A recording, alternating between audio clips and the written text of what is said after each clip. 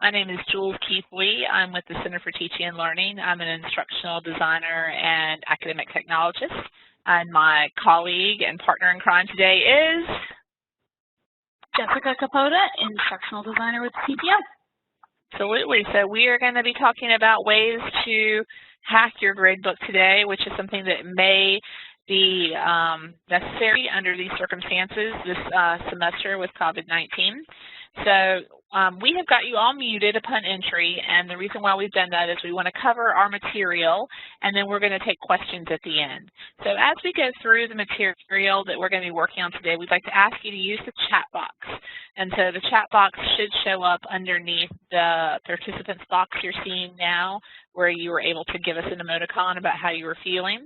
And so I've given everyone chat privileges, so if you have any questions that pop up as we're explaining this, please do just put them in the chat box and we will address them at the end of the presentation. Okay, so with that being said, I am going to stop sharing this presentation and I'm going to share a different one.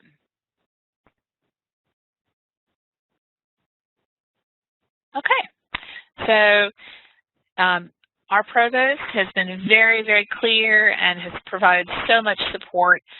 The words maximum flexibility have been used on multiple occasions, and so we know that we have students who are in very, very differing circumstances at this time as they finish out the spring semester. And so we understand that there may be situations where you're going to give special exceptions to some students but not others, or you may choose to give special exceptions to all of your students. We were talking about this last week. We were talking about what happens when you have set up a really nice gradebook and ahead of time you've done everything right, you've done all the settings, you've got all your due dates, you've got everything planned out, and then a global pandemic comes along and you have to make changes to your gradebook. That can be very difficult sometimes. And so we talked about the different tools that are in Canvas that will allow you essentially to hack your gradebook and make some changes fairly easily. And so we're going to cover those today. We're going to cover a feature called excusing an assignment. We're going to cover several different ways to give extra credit.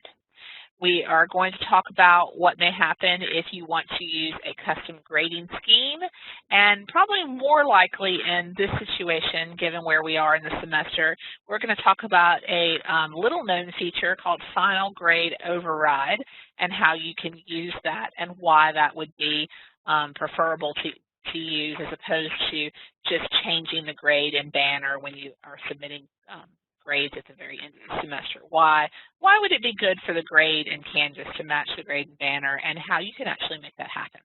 So we are going to be talking about these topics. Jessica and I are going to go back and forth on who covers what, and I'm going to start out talking about excusing assignments. Okay, so I have shared with you here a very, very messy gradebook. And I call it a very, very messy gradebook because you can see this is a training site that we use at the CTL to teach people how to use a gradebook. And we have some fake students in this gradebook, student 1, 2, 3, 4, and then a test student. And we have messed with this gradebook a lot over the years. And so hopefully your gradebook doesn't quite look like this. Hopefully it looks much better. But let's use this as an example and just bear with us, as sometimes it may misbehave and not behave in the way that your gradebook will, which will be much easier.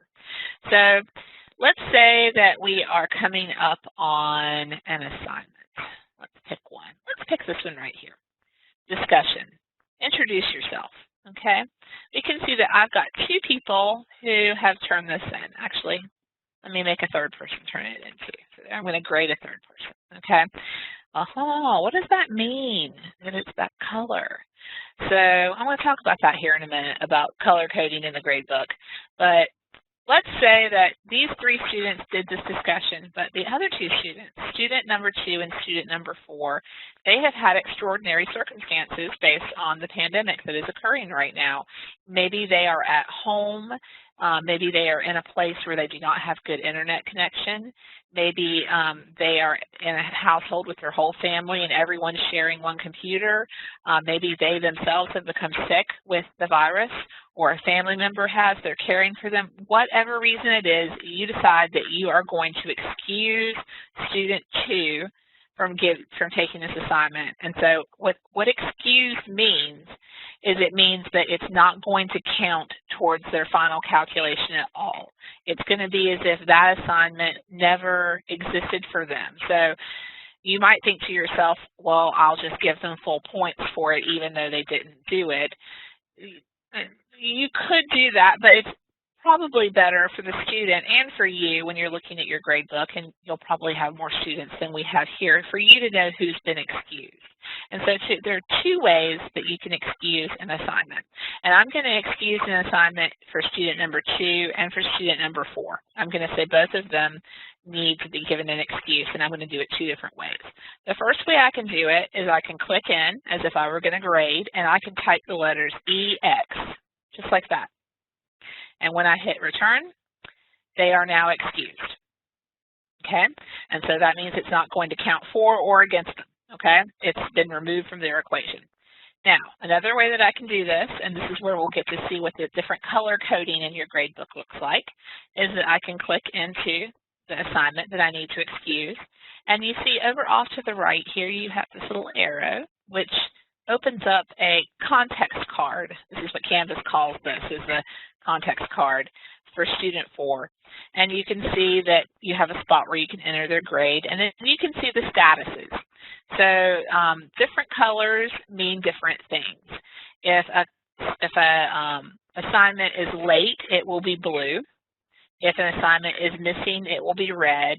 And if an assignment is excused, it will be a shade of yellow. So, and all of these have shades too. I remember the very first time I realized what was going on with the different shades. Let's look at the row assignment number 3 here, multiple files, for just 1 second. See how it's a lighter shade of yellow, darker, lighter, darker. I was like, why are there different shades? And then I realized usually your grade book is variated between white and light gray for you visually to be able to see the rows better when you're grading. And so when the colors get applied, you get a variation of the color as well. So yellow is excused, any shade of yellow excused, any shade of red or pink excused, and any shade of blue or grayish bluish is late. And you can change the status of an assignment by using this context card. How do I get to that context card again? I click into the assignment and I click on the right arrow, and then I can excuse the assignment. Just like that, it's excused. Now, if, for instance, let me see if it'll let me show this. Let me not excuse it. Let me give them 5 points and make them late. Maybe it was late because you had a setting on your gradebook setup, one that we've shown you how to use before in the past, called late posting policies. And that means it automatically applies late deductions on assignments that are turned in late. And so a student, and this is happening a lot right now. This is probably one of the most useful tools you'll use as far as changing grades that are late. Students are, I'm turning in stuff late for my doctoral program right now, and my professors are completely understanding of this because they know what is going on. So if you've got a student who has had late posting policies applied to their grade, it's blue, and you want to take that away and give them full credit, you can just click on the context card. You can say, nope, it's not late anymore, and I'm going to give them the full points. They did it. The late posting policies don't apply, and they're going to get the points now. So that's how you can excuse an assignment, or entirely excuse it and take it out of the grading equation for a student, or change their status posting policies from being missing or late using the context card. Okay, so next I think we're going to talk about extra credit, and I'm going to pass the presenter ball to Jessica for extra credit. She is the extra credit queen. Thank you, Jewel. You know all the ways to give extra credit. I have several ways to do that. So, best person to demonstrate this for our group. Exactly. So I'm happy to say that extra credit really depends on what kind of gradebook you've set up. We have what we call a points or a percentage gradebook, and when we say that, we're referring to settings in Canvas. A points gradebook is one where the different assignments have different point values that add up to a total complete point value for the course, whatever that might be. Whereas percentages, a percentage gradebook actually has groups where it says something like assignments is 10% and exams is 20% or things like that. So in Canvas, if you have percentage settings, your extra credit is going to work a little differently. So first let's talk about points. If you're using a points gradebook, meaning that you might have some assignment groups, but ultimately the way it's calculating is just adding up the different points. The first way to give extra credit to students is to merely add the extra points to an existing assignment. So if I look at my presentations and my video assignment, that assignment is worth 50 points, but Canvas will allow me to give more points than the assignment is worth. So if I want to give 5 bonus points in this case, I could give the student 55 out of 50. And Canvas understands that the extra 5 points are going towards the total number of points for the course that the student has earned out of the total number of points possible for the course. So first way to do it is to simply tack on the extra points to an existing assignment. The second way in a points gradebook that you can do it is you can actually make an additional assignment worth 0 points. And the reason we make it worth 0 points is that way, if students get a 0 out of 0, it doesn't count against them. But if I give them a 5 out of 0, because again, I can give more points than it's valued, now they're getting, again, those 5 points towards their final total score. So in a points gradebook, the decision between adding it to an existing assignment versus creating a separate assignment that's called extra credit really just comes down to how you want to represent the extra credit to your students. If I told them I would specifically add the credit to their final exam, I might then add it to the exam just so that they see it there. But once I've updated the grade with the extra 5 points, there's no record for the student that shows that I did that if I'm giving them the grade at once. Whereas if I have an extra assignment, they can see, yes, I got the 5 out of 0, or no, I didn't, or I got 3 out of 0, or something else. So it is potentially a little more transparent to have it as a separate assignment. But again, if you've communicated to students, I'm adding it on top of pre-existing assignments, that's totally fine. Now, if you are a percentage gradebook, which I'm going to quickly change mine to percentages, and if you're a percentage gradebook, it means you've checked this box to weight final grade based on assignment groups, and you've got percentages assigned to your different assignment groups. Your bonus is going to work a little differently, and the reason for that is because when the gradebook is in percentage mode, it's not very happy with any value over 100%, because it is treating all of these assignments as percentages. Even though this Kaltura video assignment is worth 50 points, the way that Canvas is treating it is 50 out of 50 is 100%. Now, I can give extra bonus points to existing assignments in a percentage gradebook. The caution is that it would have to work more like a curve than anything else, because what it will not like is me giving more than 50 points. It will allow me to do so, but calculation-wise, it won't be nearly as smooth because it doesn't like anything over that perfect 100%. So now, if all of my students did the video assignment, and let's say that nobody got over 45 points, then I can give 5 bonus points to everyone because no one will be over 50. But if I have some students that got a 48 or a 50, it's going to put them over that perfect 100%. And if I give them the points somewhere else, because the percentages are different in my different groups, I can't just add the points randomly to other assignments. I would have to make sure the points were being given to assignments that have equal weight so that the bonus points have equal weight. So in the case of a percentage gradebook, if you're doing it by adding the extra points to an existing assignment, it's really best to do that if the assignment if it's more like a curve where none of the students have a perfect 100. We do not recommend in a percentage gradebook doing the extra assignment worth 0.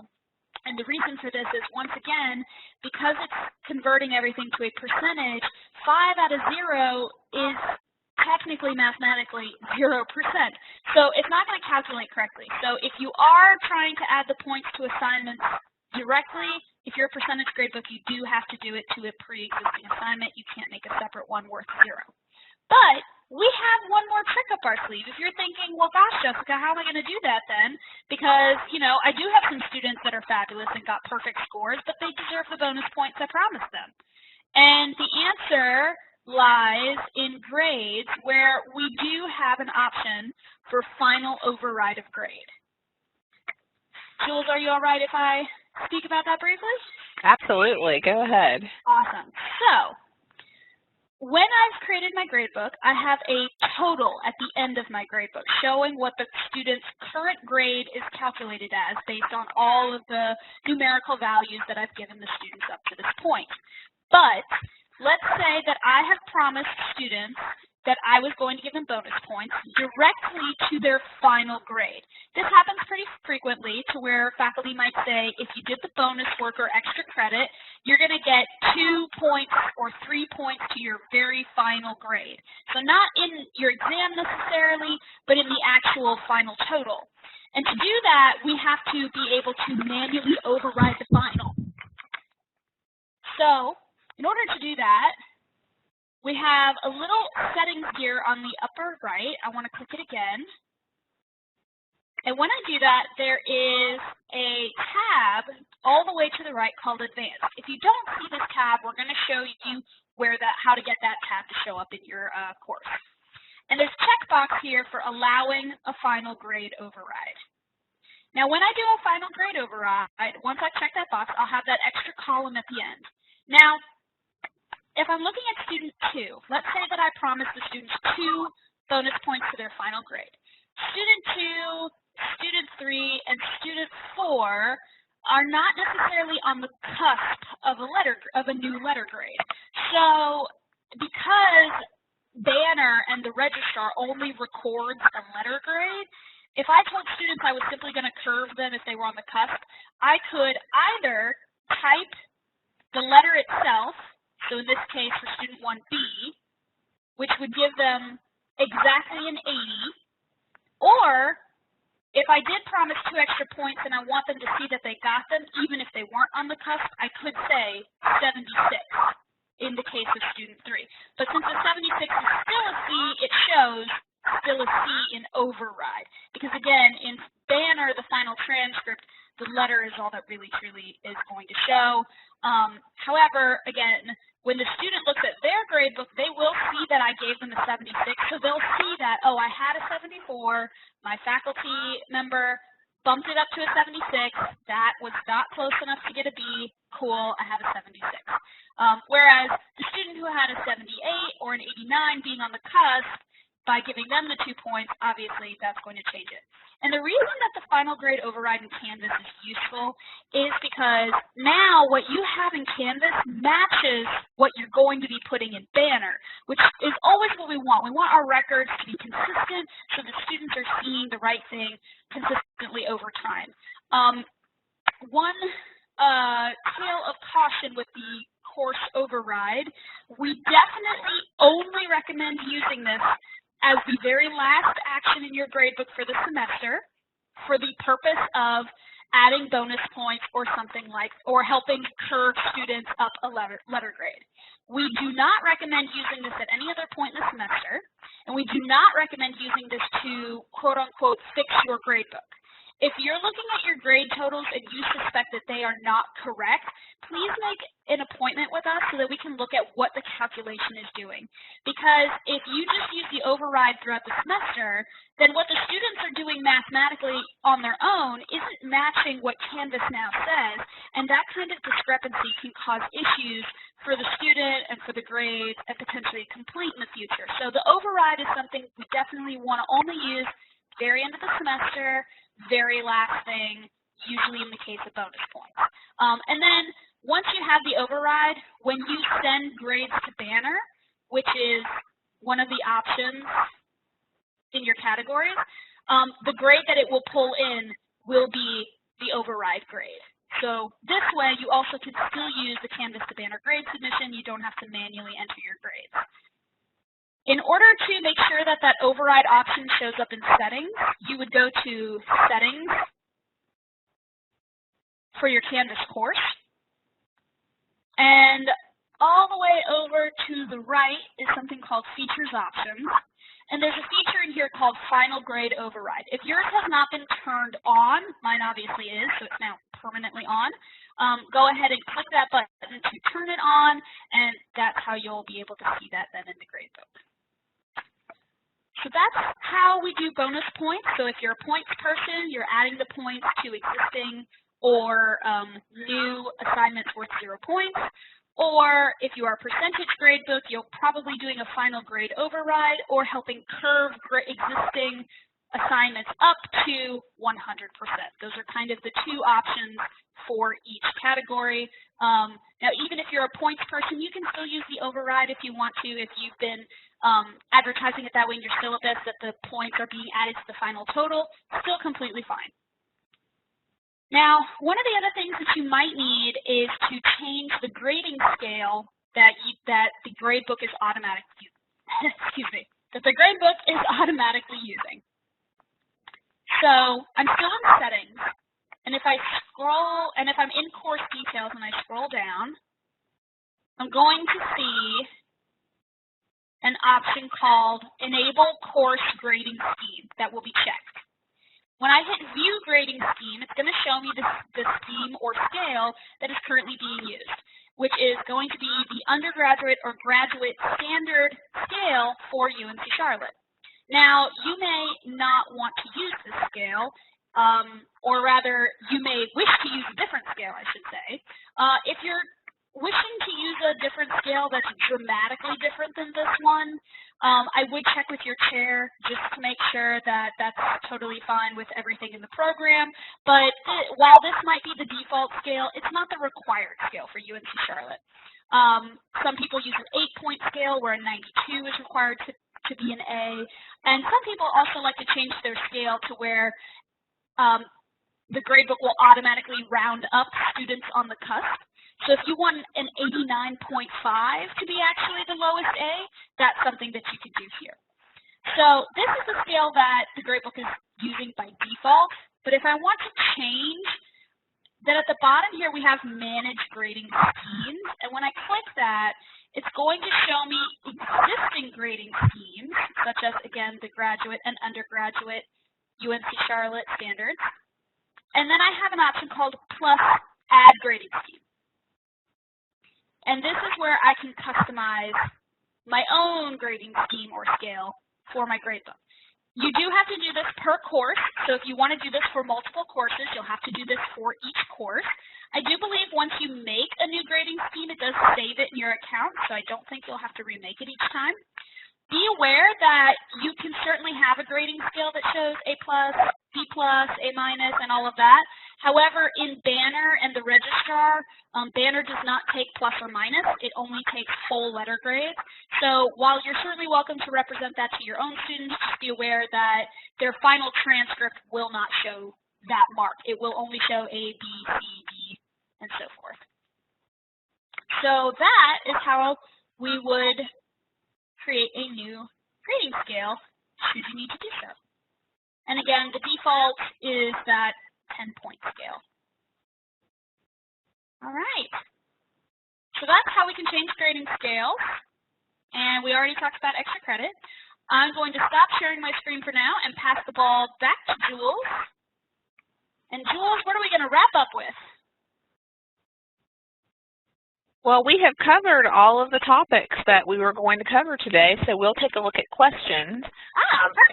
Sharice wanted to know, I will need to round up an 89.5 to an A. Sharice, you can absolutely do that. Jessica, scroll down for me for a moment. Here, you're sharing your screen. There's two ways you could do that, Sharice. You could do a custom grading, but here, look at this religious studies custom scale. This is one I helped a faculty member create here, and you can see that they have made a custom scale that where 89.5 is an A, 79.5 is a B, and so on. And so you could go ahead and you could do that.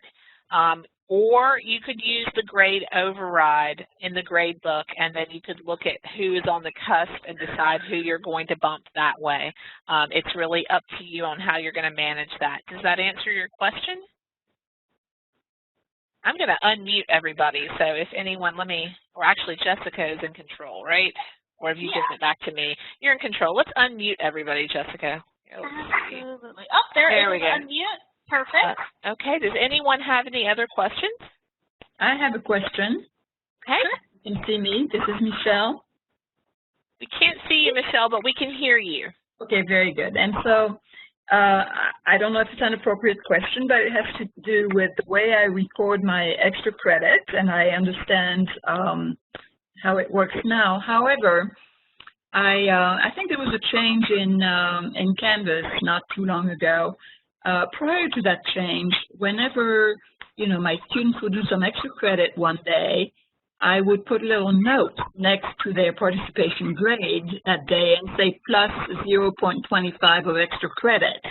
And at the end of the semester, I could go over all their grades and I could see these notations, and then I knew I had to add, 2 points to their final grade. But last time I did that, it did not let me see all the little notations I had done. Is there a place where I can go to see how you can add notes after any grade you give? So I would assume that when you added the notes, were you adding them in the grades area directly, or were you in the speed grader? I was sending it as an email to the students. There's a way you can notify, you could add something that your students are going to see. And I think the way they saw it was they got an email about it. Okay, so the only way that I know of that you can add notes of that kind, I've got a couple different ideas, and you're correct. The gradebook has had an update in recent months, and that absolutely could have been part of their update, that they changed that a little bit. I'm not as familiar with it, but it sounds like it. So a couple things that you could do. One of the things, if you want to be able to see, which to me would be visually the most easy, would be if I, at the top of grades, clicked View, I can create a column called Notes, and that column must have the check mark in order to see and create notes for each student. So this way, when I'm at the end of the semester and I'm looking at the whole grade, I'll be able to see all of these notes that I've been taking throughout the semester. So this would be one way to do it that I think would be the easiest as far as at the end of the semester being able to see everything in one space.